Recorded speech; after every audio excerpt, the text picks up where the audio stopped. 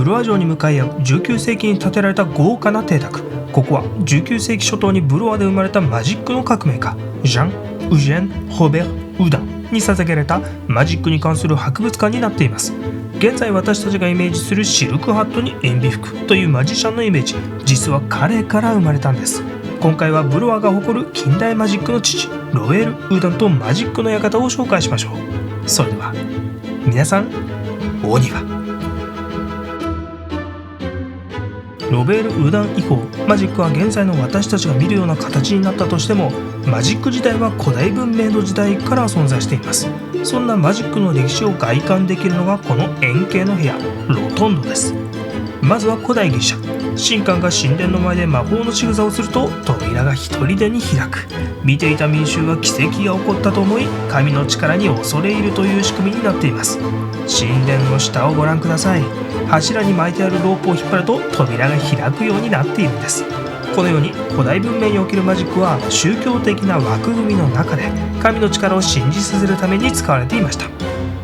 では中世に移りましょう。今度はどこかの裏道のようです。中世ヨーロッパにおいてマジックは大道芸として発展していきました。小さなテーブルを設置してコップを用意する。その中の一つに小さなボールを隠し、それがどこにあるかを当てさせるという出し物がよく行われていました。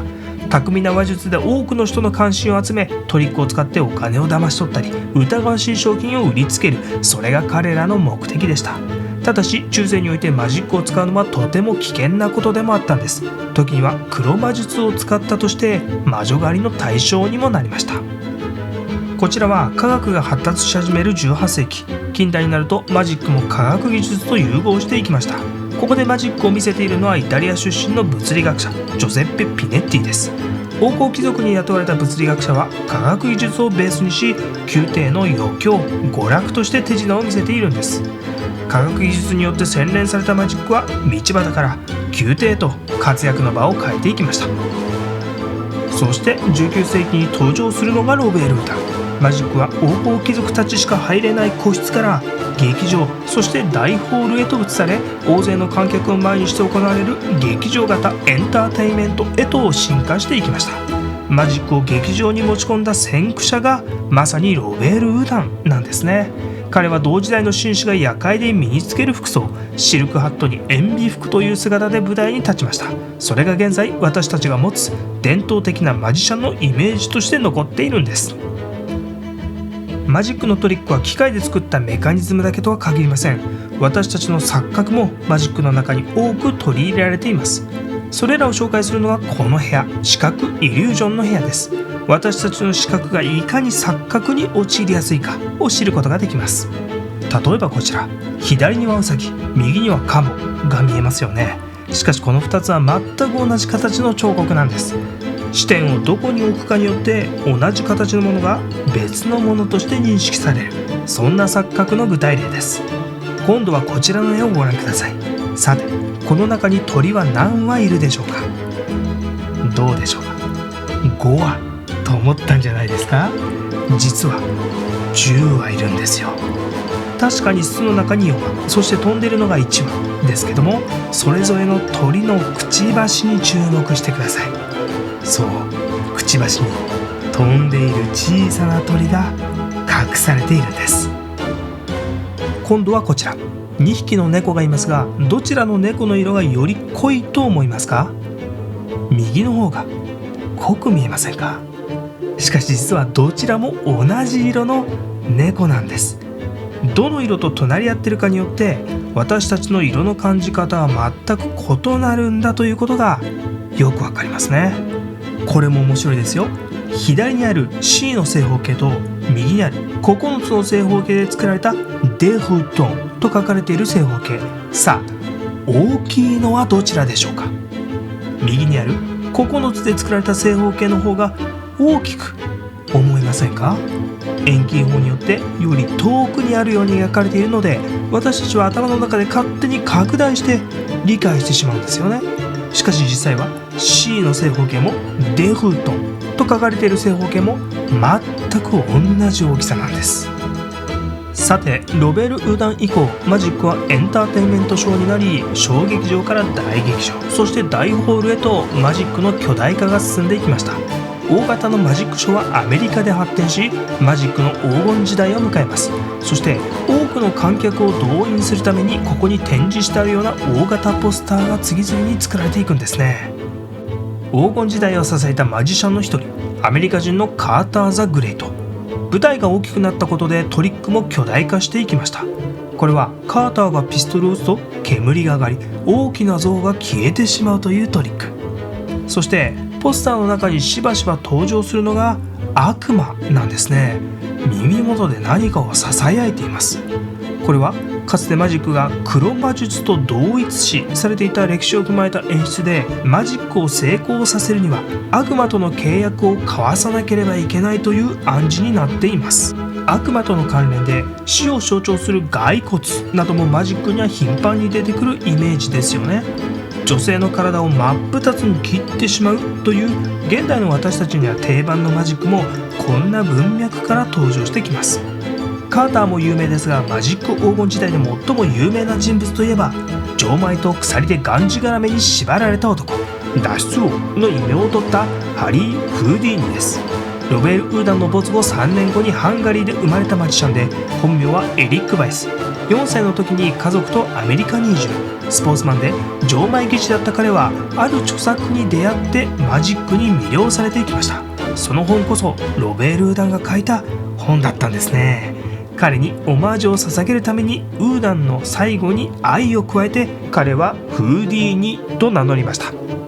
得意としたのは持ち前の身体能力と錠前技師の技術を組み合わせたマジックです。南京錠と鎖で縛られたまま川に落とされたり、高速具をつけられて逆さに吊られたり、手錠された状態で水の入ったミルク缶に入れられたり、絶体絶命の状況から脱出することで人々を仰天させました。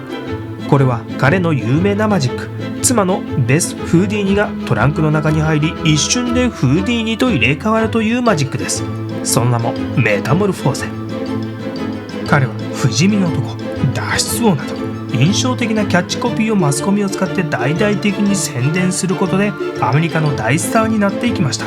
売り込みに関しても天才的な才能があったようですね。ところでマジック黄金時代のトップスターフーディーニにまで影響を与えたロベール・ウーダンとは一体何者なんでしょう。最後に近代マジックの父と呼ばれるロベール・ウーダンの秘密に迫っていきましょう。それでは皆さん、大庭ジャン・ウジェン・ロベール・ウーダンは1805年ブルワの時計職人の息子として生まれました。父の作業場に広がる精密機械の世界に魅了されていた少年は、父と同じように時計職人の道を進みます。ある時ロベール・ウーダンは時計技術に関する専門書を本屋に注文しました。運命か、それとも偶然か。本を取りに来た青年に忙しくしていた本屋は間違った本を渡してしまったんです。それがこれ、諸科学の娯楽百科事典なるもので、トランプを使った手品、相手の考えていることを言い当てる、鳩の首を切って生き返らせる方法などなど、さまざまな科学技術を使ってマジックのトリックを解説する本だったんです。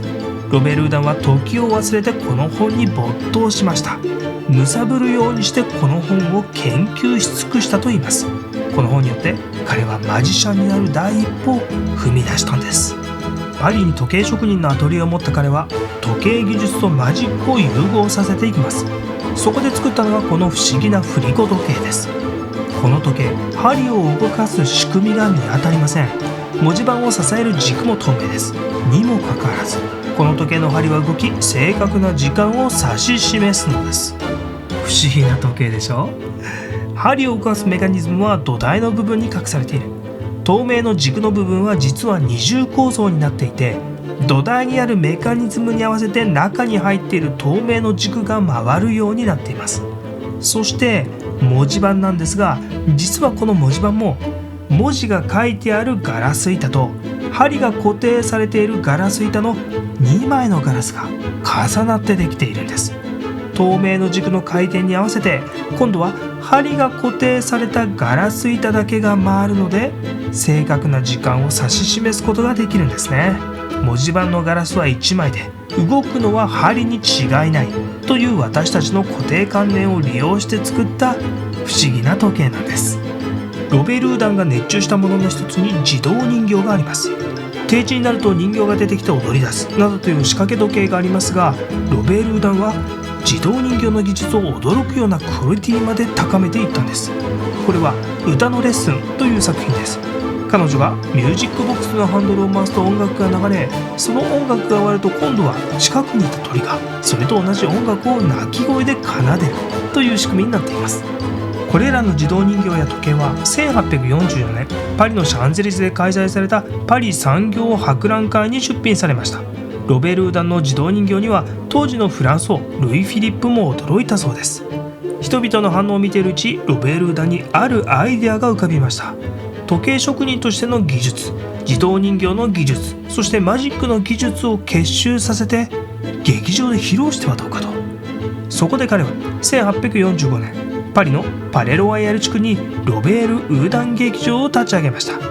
幻想の夕べと題し、得意とする機械工学を使ったいろいろな出し物を行い、観客を魅了していきました。例えば自動人形を使ったマジック、パレロワイヤルのケーキ職人では、観客の一人が食べたいパンを注文すると自動人形がそのパンを作って持ってきてくれるというマジックで大人気になりました。同じく人気を集めたのはエーテルによる空中浮遊です。不思議な物質エーテルを嗅ぐことによって体が風船のように軽くなるというマジックで、彼の息子が出演しました。たった一本の杖に支えられて少年の体がふわふわと空中に浮かんだ時には、会場は割れんばかりの拍手に包まれたそうです。ロベルーダン劇場は180席ほどの小劇場で、舞台と観客席は高級感あふれる知的なサロンのような雰囲気を作っていました。当時サロンに行く時の格好は、男性は塩ビ服にシルカート、女性は社交界用のドレスに帽子でした。ロベルーダンも観客と同じように塩ビ服にシルクハットという格好で舞台に立ったんです。これが現代に続く私たちの持つマジシャンのイメージになっているんですね。これはこの博物館のお宝、ロベルーダンが舞台で使っていた魔法のステッキとシルクハットです。ロベール・ウーダン劇場は大評判になり、入場料を上げても行列が絶えないほどの人気を見せました。しかし舞台に立つのに疲れてきたロベール・ウーダンは1852年劇場設立から8年後引退を決意。劇場は次々に別のディレクターへと引き継がれていきました。ロベール・ウーダン劇場最後のディレクター兼マジシャンだったのがなんとジョルジュ・メリエスだったんです。ジョルジュ・メリエスは当初ロベール・ウーダンと同じようにマジックを披露していましたが、リュミエール兄弟が発明した映画に出会うことで、彼は手品と映画を組み合わせることを考えついたんです。そこで生まれたのがトリックを使った撮影、特殊撮影です。特殊撮影の技術はその後進化を続け、現在の私たちが見る SF 映画へとつながっていくんですね。時計や自動人形など高度な機械工学の技術をマジックに導入することで、当時の人々を魅了したジャン・ウジェン・ロベール・ウーダン。彼は劇場でマジックを披露することでエンターテインメントとしてのマジックショーを確立した近代マジックの父でもあります。そんな彼の影響のもとで脱出術で知られるフーディニーが現れ、現代の SF 映画につながる映画監督ジョルジュ・メリエスが登場し、そしてシルクハットに塩ビ服といった現代の私たちが持つマジシャンのイメージが生まれていきました。ぜひブロワに訪れた際はマジック界の偉人ロベール・ウーダンとマジックに捧げられた博物館マジックの館を訪問してくださいね。それでは今回もお庭をご覧くださり誠にありがとうございました。また次のお庭でお会いしましょう。それでは皆さん、ありがとう。